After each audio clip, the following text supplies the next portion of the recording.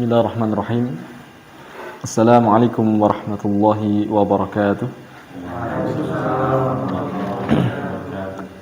Innal hamdalillah nahmaduhu wa nasta'inuhu wa nastaghfiruh wa na'udzu billahi min shururi anfusina wa min sayyiati a'malina.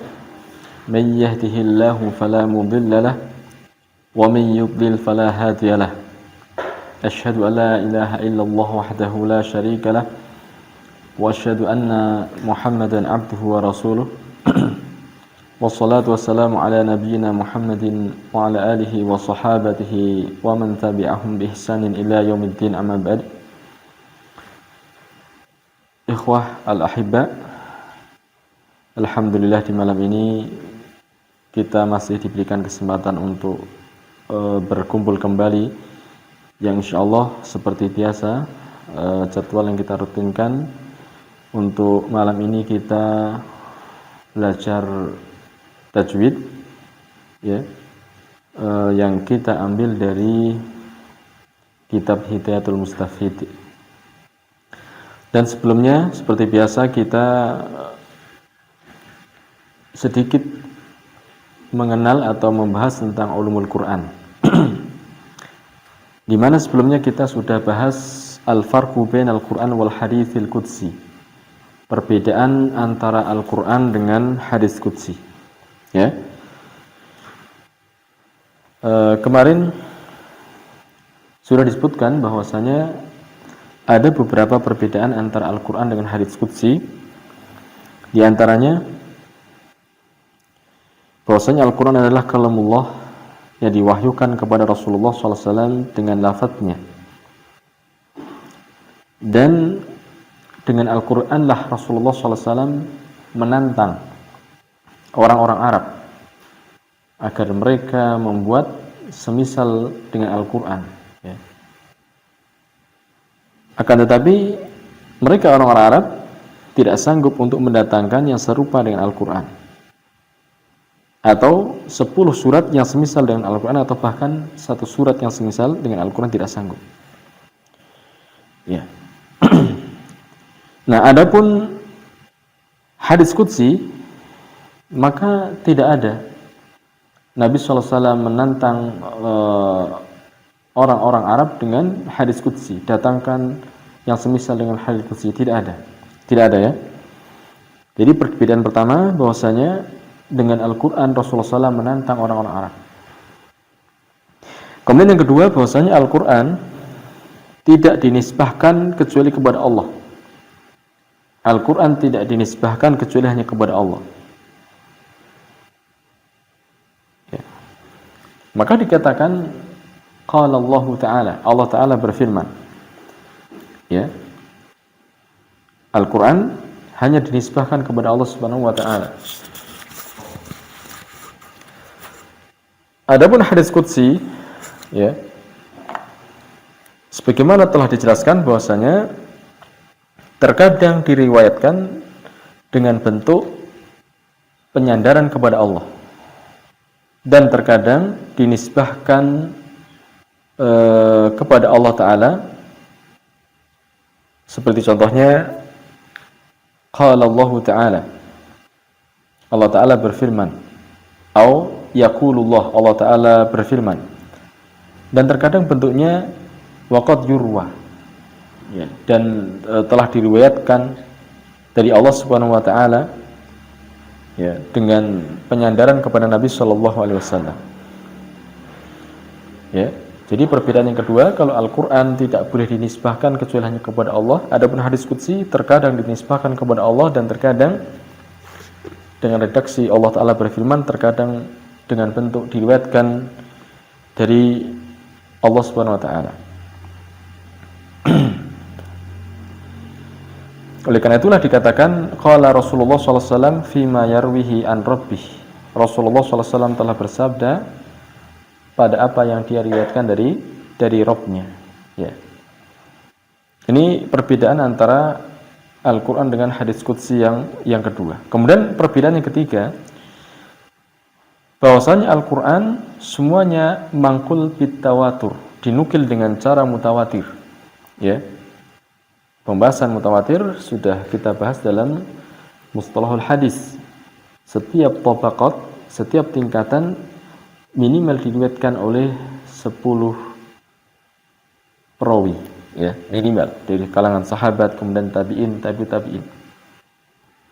Ini pendapat yang dipilih oleh Al-Hafidz Ibnu Hajar Al-Asqalani. Dan Al-Qur'an dinukil secara mutawatir. Fa huwa qat'iyyu tsubut. Al-Qur'an itu pasti kebenarannya. Adapun hadis qudsi aktsaruha akhbarun ahad. Kebanyakan dari hadis qudsi itu adalah khobar ahad, ya, yang tidak mencapai derajat mutawatir. Ya, yang tidak mencapai derajat mutawatir. Oleh karena itulah hadis qudsi dhaniyatus tsubut, ya. Dugaan kuat benar adanya, ya, dugaan kuat benar adanya. Dan hadis qudsi tidak mesti sahih, ya. Qad yakunul hadis qudsi sahihan wa qad yakunu hasanan wa qad yakunu dhaifan. Terkadang hadis qudsi itu sahih, terkadang hasan dan terkadang dhaif. Ya. Adapun di dalam kitab mustalah, ya, dibandingkan hadis qudsi dengan hadis nabawi, maka lebih banyak hadis nabawi, ya. Jadi hadis qudsi itu tidak mencapai berapa ribu, ya, Anda lupa itu. Jadi lebih banyak hadis nabawi. Ya, jadi ini perbedaan yang kedua. Al-Qur'an dinukil secara mutawatir, adapun hadis qudsi tidak. Ya. Kemudian yang keempat, perbedaan antara hadis qudsi dengan Al-Qur'an. Wal Qur'anu min indillahi lafdhan wa ma'nan. Al-Qur'an dari sisi Allah secara lafaz dan maknanya. Fahuwa wahyun bil lafzi wal ma'na. Berarti Al-Qur'an wahyu, baik dari sisi lafaz ataupun maknanya. Adapun hadis qudsi maknahu min indillah, maknanya dari sisi Allah, wa lafdhuhu min indir Rasul sallallahu alaihi wasallam. Kalau lafaznya dari sisi Rasulullah sallallahu alaihi wasallam ala sahih, ya, menurut pendapat yang benar. Jadi hadis qudsi adalah wahyun bil makna duna lafzi. Hadis qudsi adalah wahyu dengan maknanya, bukan lafaznya. Ya. Oleh karena itulah boleh meriwayatkan hadis qudsi dengan makna, ya, berbeda dengan Al-Qur'an. Al-Qur'an tidak boleh meriwayatkan Al-Qur'an dengan makna, tapi harus dengan lafadznya dan maknanya, ya. Ini menurut jumhur muhaddisin. Boleh seseorang meriwayatkan hadis qudsi hanya sebatas maknanya saja. Perbedaan antara Al-Qur'an dan hadis qudsi yang keempat, ya. Apa tadi perbedaannya? Al-Qur'an lafaz dan maknanya dari Allah. Hadis qudsi maknanya dari Allah SWT, adapun lafaznya dari Rasulullah sallallahu alaihi wasallam. Kemudian yang kelima, wal Qur'anul Karim mut'abatun bi tilawatihi. Al-Qur'an Karim itu dianggap beribadah dengan tilawahnya, ya, dengan tilawahnya, yaitu dengan membacanya kita sudah dianggap ibadah. Fa huwa alladzi tata'ayyanul qira'ah bihi fi shalah. Dan Al-Qur'an itulah yang menjadi khusus, ya, bacaan di dalam salat. Tidak boleh ketika salat kita membaca hadis qudsi, ya. Allah Ta'ala berfirman, faqra'u ma tayassara minal Qur'an. Bacalah oleh kalian apa yang mudah dari Al-Qur'an, bukan dari hadis qudsi, ya, dalam surat Al-Muzammil.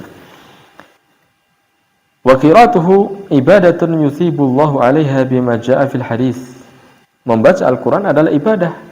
Allah Ta'ala akan memberikan pahala atas bacaan Al-Qur'an sebagaimana disebutkan dalam hadis, man qara'a harfan min kitabillahi falahu hasanah. Barang siapa yang membaca satu huruf dari kitabullah, yang dimaksud Al-Qur'an, maka dia akan mendapatkan hasanah, satu kebaikan.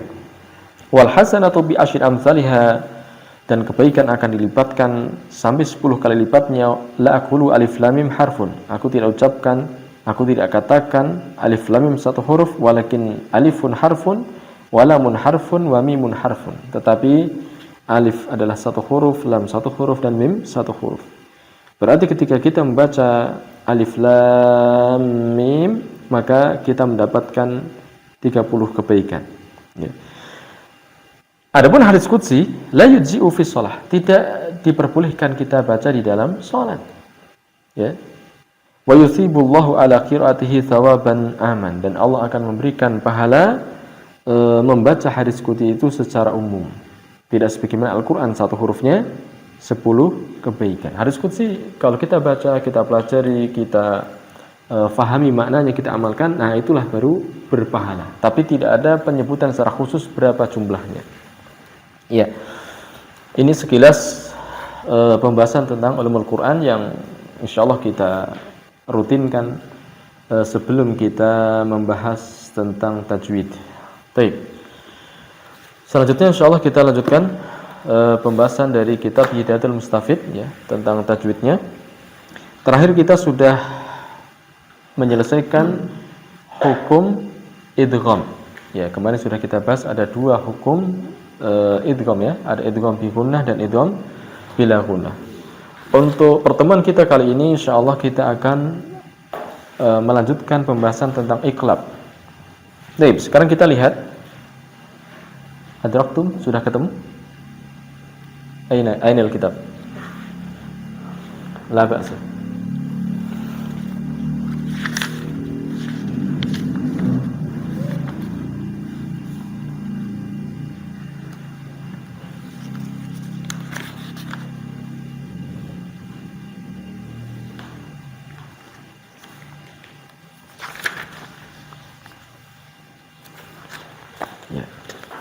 Mahaddul iqlab. Naam. Baik. Sin ya, sin itu maknanya soal. Ya, maksudnya pertanyaan. Mahaddul iqlabi lughatan wastilahan. Jadi metode mu'alif memang dengan metode soal jawab. Mahaddul iqlab, apa batasan dari iqlab? Lughatan secara bahasa dan secara istilah. Kemudian jawabannya, amma lughatan fahuwa tahwilu syai'i an wajhihi. Secara bahasa, adapun secara bahasa, maka iqlab adalah tahwilu syai', memindahkan sesuatu, an wajhihi, dari jalannya atau dari arahnya juga boleh. Ya, secara bahasa iqlab itu memindahkan sesuatu dari arahnya atau dari jalannya. Wa amma istilahan, sebagaimana qalbun, artinya apa qalbun? Hati. Dikatakan qalbun karena hati itu apa? Cepat berbolak-balik. Ya. Nah, iqlab pun maknanya sama secara lughah, secara bahasa, yaitu memindah sesuatu dari sisinya atau dari wajahnya. Wa amma istilahan, adapun secara istilah, fahuwa ja'alu harfin makana harfin akhar. Secara istilah yaitu menjadikan satu huruf ya ke tempat huruf yang lain, maka harfin akhar ya, ke dalam tempat huruf yang lain. Ma'a mura'atil gunnah, disertai dengan memperhatikan atau menjaga gunnah ya. Dengan memperhatikan atau menjaga gunnahnya ya, secara istilah menjadikan satu huruf, memposisikan ke tempat huruf yang lain disertai dengan memperhatikan atau menjaga gunnahnya. Gunnah itu apa kemarin? Dengung ya. Baik, itu secara istilah. Sekarang soal selanjutnya, kam huruful iqlab? Berapa huruf iqlab? Jawab, harfun wahidun wa huwa al-ba'u. Hurufnya hanya satu, yaitu al-ba'. Ya, hurufnya hanya satu, yaitu ba'. Soal, pertanyaan lagi, ma'amthilatu dzalika. Coba apa contoh-contohnya ya. Amthilatu dzalika, contoh-contohnya itu apa? Jim jawab, mithaluhu 'indan nun min kalimataini. Ya, contohnya ketika ada nun min kalimataini, dari dua kalimat. Ya. Fil qaus, di dalam kurung, di situ ada mim ba'di. Mim ba'di. Apabila ada nun berjumpa dengan ba dari dua kalimat, maksudnya seperti itu. Mim ba'di ya. Baik. Unzur ila saburah, semuanya perhatikan ke saburah. Contohnya, apabila ada nun sukun berjumpa dengan ba dalam kalimatain, fi kalimatain ya, dalam dua kalimat.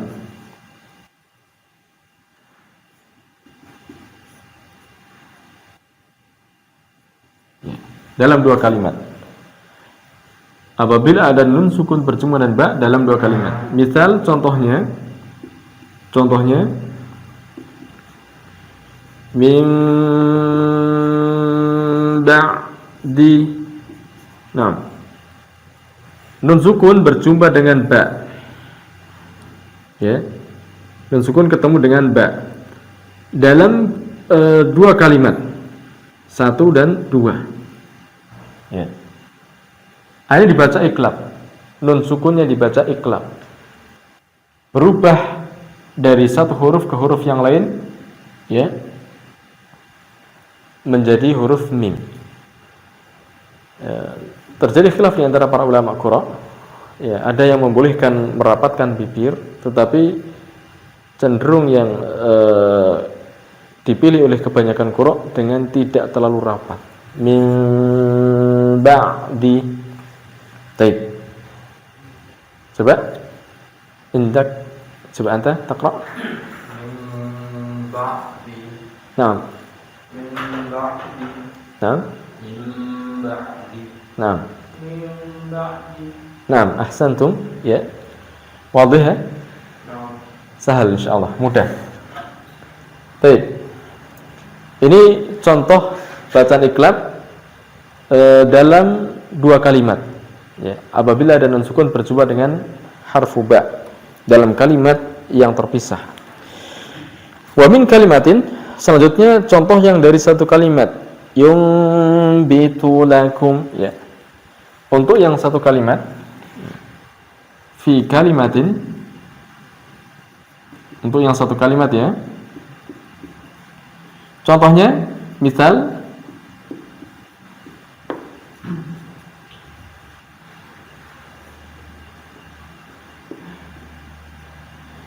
yumbitu lakum. Ya. Kita lihat di sini ada nun sukun berjumpa dengan ba. Ada nun sukun berjumpa dengan ba dalam satu kalimat. Yumbitu, satu kalimat.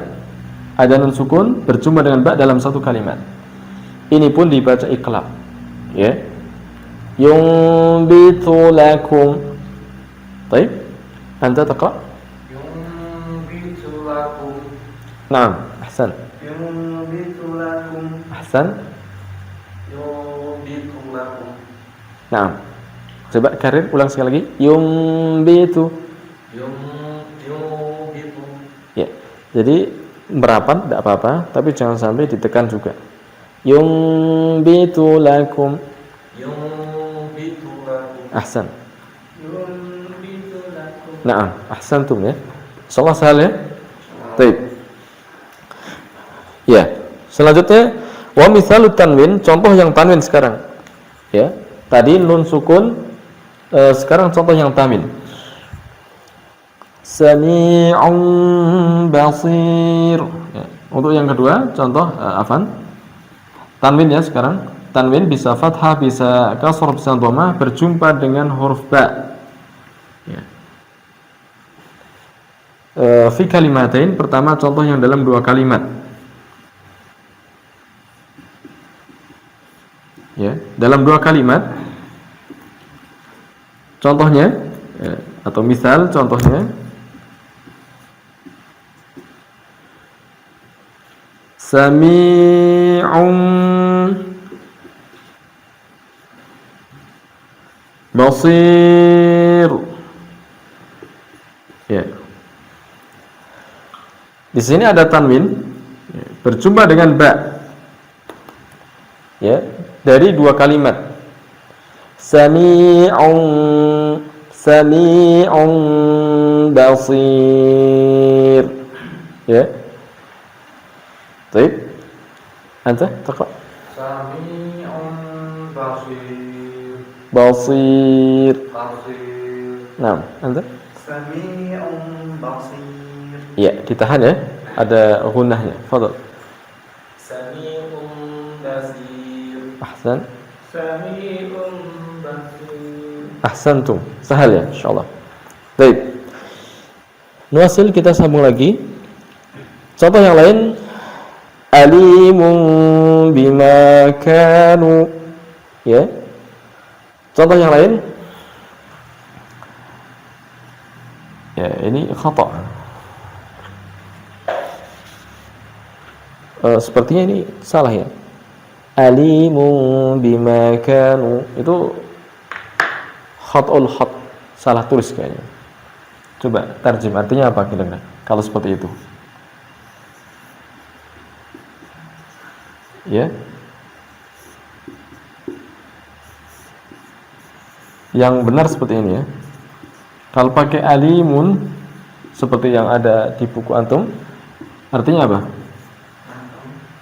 Lah, kalau pakai hamzah bukan. Azabun alim, ya, keras atau pedih. Kan tidak sesuai itu. Yang benar insyaallah alimun bima kanu. Jadi Allah Ta'ala alim, Maha mengetahui dengan apa yang mereka berada. Ya. Baik, di sini lihat ada tanwin ketemu dengan huruf ba. Ya, dibaca iqlab. Cara bacanya dimasukkan tahwil, dipindahkan satu huruf ke huruf yang lain, ke huruf mim dengan gunnah. Alimun bima kanu. Tafadhal. Alimun bima kanu. Naam, ahsan. Alimun bima kanu. Ahsan. Alimun bima kanu. Naam. Alimun bima kanu. Ahsantum, ya. Sahal ya, insyaallah. Baik.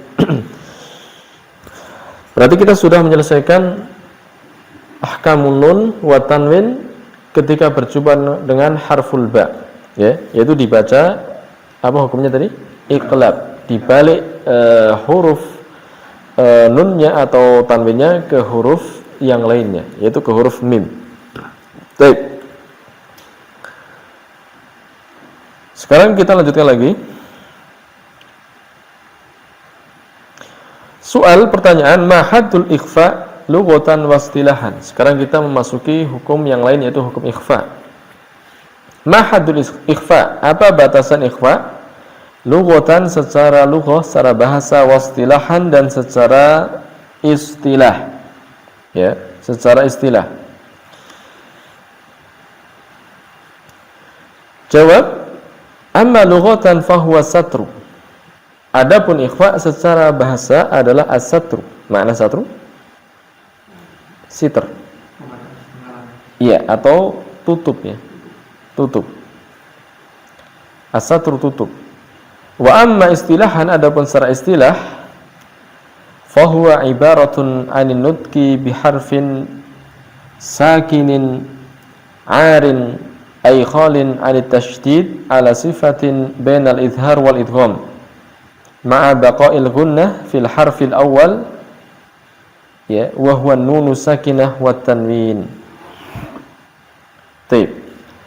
Adapun secara istilah, fahuwa, maka ikhfa adalah ibarah, ungkapan, anin nutqi, dari mengucapkan, biharfin sakinin, dengan huruf yang sukun, arin yang kosong, atau ay khalin, ya, makna arin sama dengan khal, yaitu kosong, anit tasydid, ya, dari tasydid, ala sifatin, ya, di atas sifat, bainal izhar wal idgham, antara izhar, ya, antara bacaan izhar jelas dan antara idgham. Jadi ikhfa itu, ya, ungkapan dari mengucapkan huruf yang sukun, ya, yang tidak ada tasydidnya, ya, di atas sifat antara idhar dan idgham, itu ikhfa namanya. Kalau idhar itu jelas, idgham itu dimasukkan ke huruf setelahnya. Tetapi ma'a baqa'il gunnah, masih ada sisa gunnah. Apa gunnah? Dengung. Fil harfil awal, pada huruf yang pertama, yaitu an-nun as-sakinah wa tanwin. Ya, jadi huruf yang pertama nun sukunnya atau tanwinnya itu masih ada dengungnya. Ya. Jadi itu pengertian ikhfa secara istilah. Apa tadi? Mengucapkan ya huruf yang sukun, huruf yang berharokat sukun, yang tidak bertasydid, ya, yang tidak bertasydid di atas sifat antara idhar dan idgham. Idhar itu jelas, idgham itu memasukkan ke huruf setelahnya. Ya. Dengan menetapkan gunnah pada huruf yang pertama, yaitu huruf nun, sukun dan tanwinnya. Baik. Sekarang kita lihat kam huruful ikhfa. Ya. Pertanyaan selanjutnya, kam huruful ikhfa? Berapa jumlah huruf-huruf ikhfa? Al-jawab, hurufuhu 15. Ya, hurufnya ada berapa? 15. Awailu kalimati hadzal bait. Ya. Hurufnya ada 15, yaitu permulaan dari kalimat-kalimat bait di bawah ini. Ya, di sini ada bait. Ya, ini setiap awalnya adalah huruf-huruf ikhfa. Baitnya berupa sif dzatsana kam jada syakhsun qad sama tum tayyiban zid fi tuqan dha zaliman. Ya, itu baitnya. Maknanya sif dzatana, sifatilah orang yang memiliki sifat terpuji. Sifatilah orang yang dzatana, memiliki sifat terpuji. Kam jada, berapa banyak jada? Ya, jada itu dermawan. Jud itu apa? Dermawan. Kam jada, berapa banyak dermawan? Syakhsun, orang, ya. Qad sama, yang sungguh dia telah tinggi. Sama itu tinggi. Makanya dikatakan sama itu artinya apa? Langit. Ini bait seperti itu, ya. Sifatilah orang yang memiliki sifat terpuji. Berapa banyak orang yang dermawan, sungguh dia telah tinggi. Ya. Dum tayyiban, dum, dama yadumu, dum itu fi'il amar, ya. Apa? Dama yadumu. Ya. Madama, selamanya, terus menerus, dawam itu artinya apa? Nek basa Jawa melanggengkan.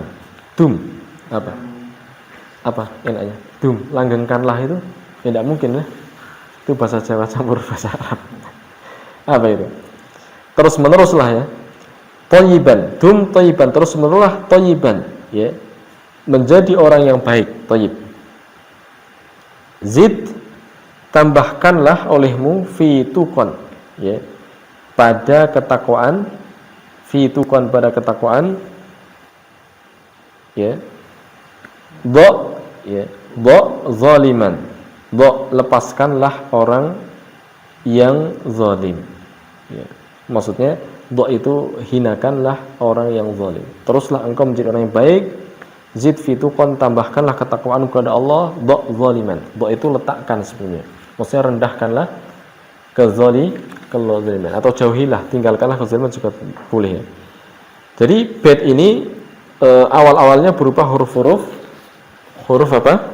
Ikhfa. Ya, ada 15 huruf.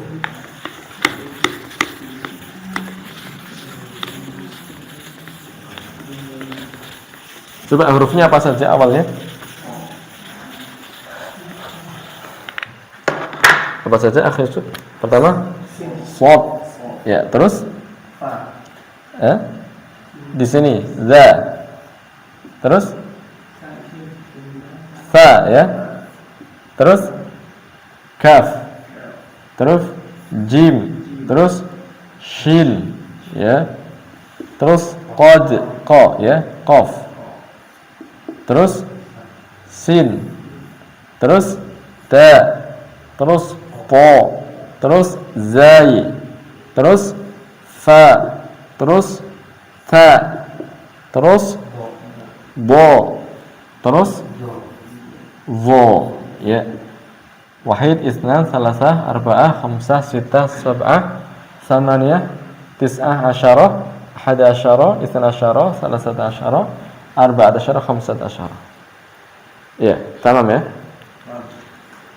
Baik, jadi huruf-huruf ikhfa ada 15. sebagaimana yang disebutkan di dalam awal-awal dari bait.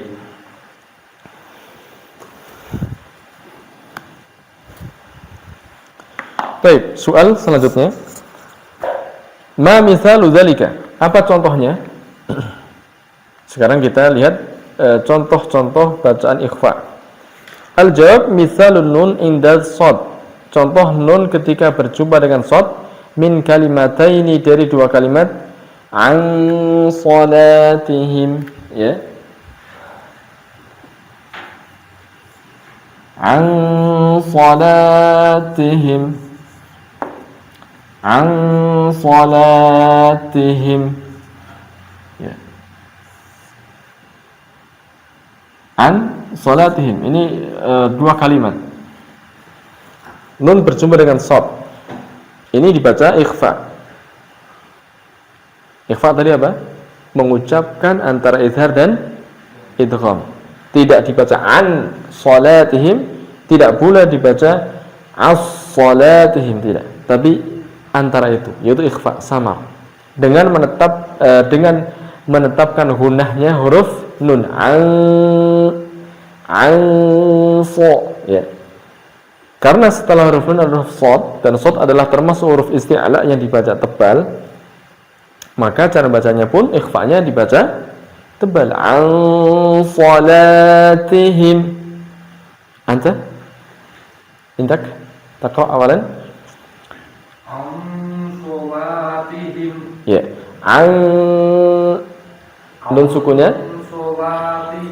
An salatihim. Latihim. Lam dan ta'nya dibaca istifal tipis. An salatihim. Ahsan. An salatihim. Sahih. Ainnya coba dilihat lagi. An salatihim. Ahsan. An salatihim. Ahsan. An salatihim. Naam. Baik. Jadi baqaul gunah, ya, tetap gunahnya dan ditahan dua harokat. Contoh yang lain, wa min kalimat usulna. Sekarang contoh yang dari satu kalimat, ya.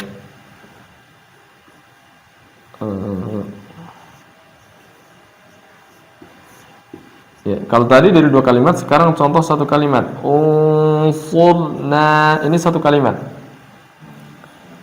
Ada nun sukun berjumpa dengan shad. Ya, kita perhatikan di sini. Ini bacaan ikhfa.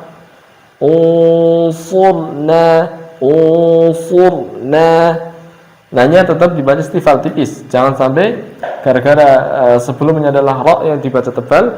Usulna, na. Tapi na. Usulna. Nah, anta? Unsurna. Su. Ada sofirnya, coba. Usulna. Unsurna. Nah, anta? Unsurna. Ahsan. Unsurna. Ahsan. Unsurna. Ahsantu. Sahal, ya? Insyaallah. Baik. Idzan kita lanjutkan yang tanwin sekarang. Wa tanwin. Contoh yang tanwin. Ya, fil qaus, di dalam kurung itu ada tulisan qauman qa, ya. Ini namanya bacaan lin. Ada wawu sukun sebelumnya harakat fathah. Qafnya tetap dibaca tebal, qa. Jangan jadi kau, jangan jadi kau. Qauman salihin. Qauman salihin. Di sini ada tanwin berjumpa dengan huruf shad. Qauman salihin. Fadhal anta awalan. Qauman salihin. Naam. Qauman salihin. Ahsan. Qauman salihin. Naam. Qauman salihin. Naam, ahsantum. Baik. Waqis ala dzalika baqiyal ahruf al-madhkurah. Waqis, dan samakan. Ya, qiyas itu artinya apa? Menyamakan. Kalau miqyas itu ukuran, berarti waqis, dan samakanlah ala dzalika atas hal itu baqiyal ahruf pada seluruh huruf-huruf al-madhkurah yang telah disebutkan. Ada 15 huruf. Ketika ada nun sukun atau tanwin berjumpa dengan salah satu dari huruf 15 yang sudah disebutkan, maka dibaca ikhfa, yaitu antara izhar dan idgham dengan menetapkan bacaan gunnahnya. Kaif ya? Lanjut atau cukup?